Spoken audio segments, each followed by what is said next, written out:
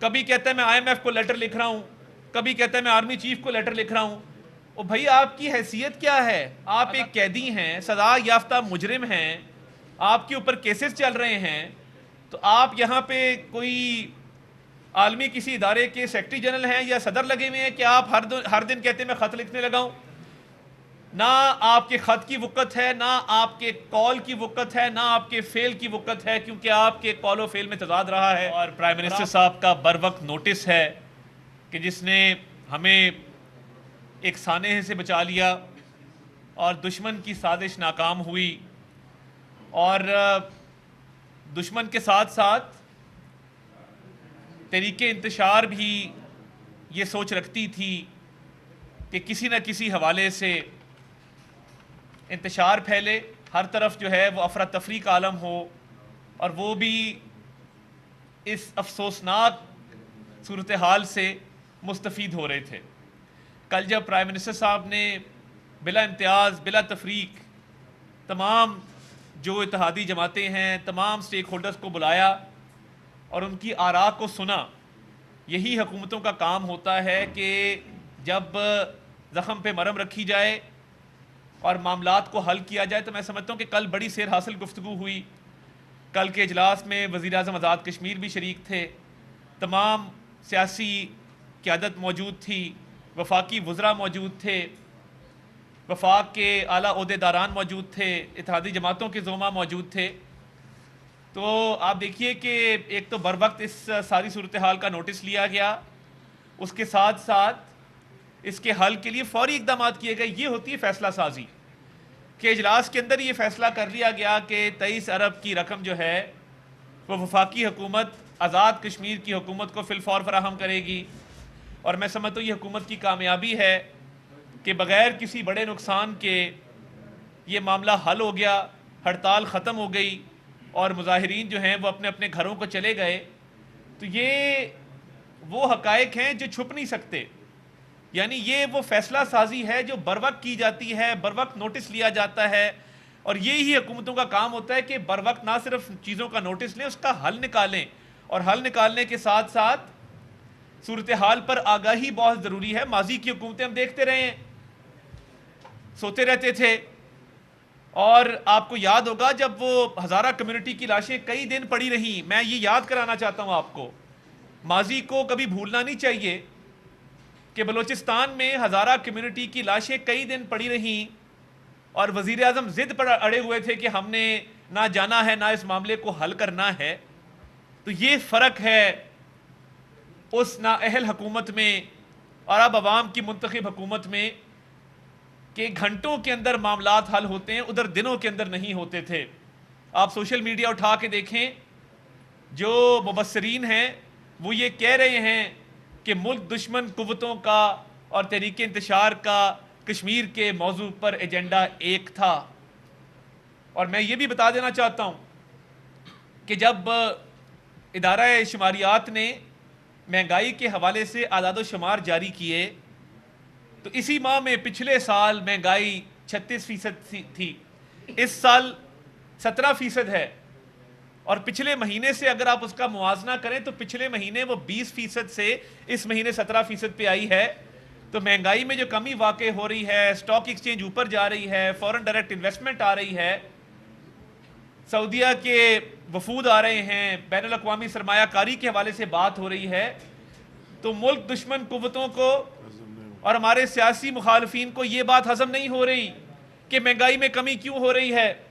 ان کو یہ بات ہضم نہیں ہو رہی کہ روز بروز سٹاک مارکیٹ اوپر کیوں جا رہی ہے. ان کو یہ بات ہضم نہیں ہو رہی کہ بین الاقوامی عالمی جو جریدے ہیں مالیاتی، وہ روز بروز پاکستان کے حوالے سے، پاکستان کی معیشت کے حوالے سے مثبت باتیں کیوں کر رہے ہیں. ان کو یہ بات ہضم نہیں ہو رہی کہ بین الاقوامی سطح پہ جو مالیاتی ادارے ہیں وہ پاکستان کی ترقی کی بات کر رہے ہیں اور ہم ترقی کی شرح پر گامزن ہیں. ہر گزرتے دن کے ساتھ وہ پرائیویٹائزیشن ہو، PIA کا معاملہ ہو، FBR کی ڈیجیٹلائزیشن ہو، وہ اخراجات میں کمی ہو، یہ تمام چیزیں جو وزیر اعظم صاحب نے خصوصی طور پہ ایک پروگرام مرتب دیا ہے اور بین الاقوامی سطح پہ پاکستان کی ساکھ بحال ہو رہی ہے، غیر ملکی وفود آ رہے ہیں.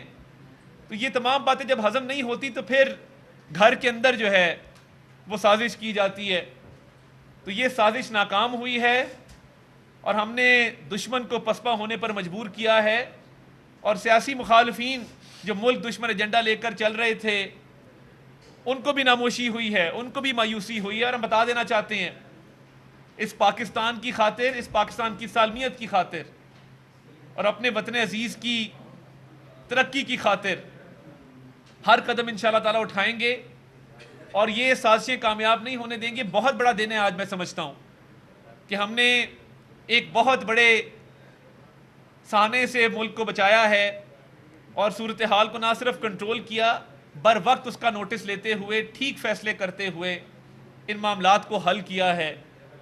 تو یہی کام ہوتا ہے حکومتوں کا, یہ کام نہیں ہوتا. جواب تو دینا چاہیے آپ کو توشہ خانہ کا اور سائفر کا. کبھی کہتا ہے میں آئی ایم ایف کو لیٹر لکھ رہا ہوں, کبھی کہتا ہے میں آرمی چیف کو لیٹر لکھ رہا ہوں. او بھائی آپ کی حیثیت کیا ہے؟ اللہ تعالیٰ سے ڈرنا چاہیے. آپ ایک قیدی ہیں, سزا یافتہ مجرم ہیں, آپ کے اوپر کیسز چل رہے ہیں, تو آپ یہاں پہ کوئی عالمی کسی ادارے کے سیکرٹری جنرل ہیں یا صدر لگے ہوئے ہیں کہ آپ ہر دن کہتے ہیں میں خط لکھنے لگا ہوں؟ نہ آپ کے خط کی وقت ہے, نہ آپ کے کال کی وقت ہے, نہ آپ کے فیل کی وقت ہے, کیونکہ آپ کے کال و فیل میں تضاد رہا ہے اور آپ نے اس ملک کو نقصان پہنچانے کی کوشش کی ہے. وہ آئی ایم ایف کا معاملہ ہو, وہ جی ایس پی پلس کا معاملہ ہو, آپ کی ہر سازش ناکام ہوئی اور انشاءاللہ تعالیٰ ہوتی رہے گی. کشمیر والی صورتحال پہ میں یہ سمجھتا ہوں کہ اب امن لوٹ آیا ہے, معاملات جو ہیں وہ سلجھ گئے ہیں اور حل کی طرف چلے گئے ہیں. انشاءاللہ تعالیٰ کشمیر کے حوالے سے یہ میں بتا دینا چاہتا ہوں کہ کشمیر جو ہے وہ نہ صرف ہمارے لیے بہت اہم ہے بلکہ کشمیر کو ہماری شہرہ کہا جاتا ہے. تو انشاءاللہ تعالیٰ کشمیر کی طرف, وہ چاہے آزاد جموں کشمیر کی طرف, انشاءاللہ تعالیٰ کسی کو میلی آنکھ سے نہیں دیکھنے دیں گے اور سازش کرنے والوں کو بے نقاب کرتے رہیں گے اور اس ملک کی خدمت کرتے رہیں گے انشاءاللہ. میرا سوال یہ, جیسے آپ نے کہا ولیم نے سب اسٹیک ہولڈر کو بلایا اور مفاہمت ہو گئی, تو کیا ایسی آپ کے جو سیاسی مخالفین پاکستان میں ان سے ایسی بات چیت ہو سکتی ہے؟ دیکھیے سیاسی مخالفین جو ہیں وہ دو طرح کے ہیں نا. 9 مئی پہ معذرت کریں, 9 مئی تسلیم کریں کہ ہم نے کیا تھا, اور بتائیں کہ عمران خان صاحب کی تینوں بہنوں پر آج تک پرچہ کیوں نہیں ہو سکا.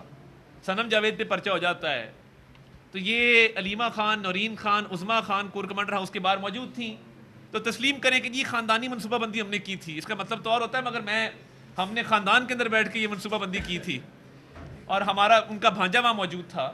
تو کہنے کا مقصد یہ ہے کہ آپ نے یہ حملے کروائے ملکی سالمیت کے اوپر, ملک دشمن عناصر کے ایجنڈے کو آپ آگے لے کر چلے. کشمیر پہ بھی آپ نے یہی کام کیا ہے, تو آپ قوم سے معافی مانگیں. جب تک اس پہ قوم سے معافی نہیں مانگی جاتی اور جب تک اس چیز کو تسلیم نہیں کیا جاتا اور جو ملزمان ہیں ان کو سزا نہیں دی جاتی, تب تک میں نہیں سمجھتا کہ ان سے کوئی اس پہ بات چیت ہو سکتی.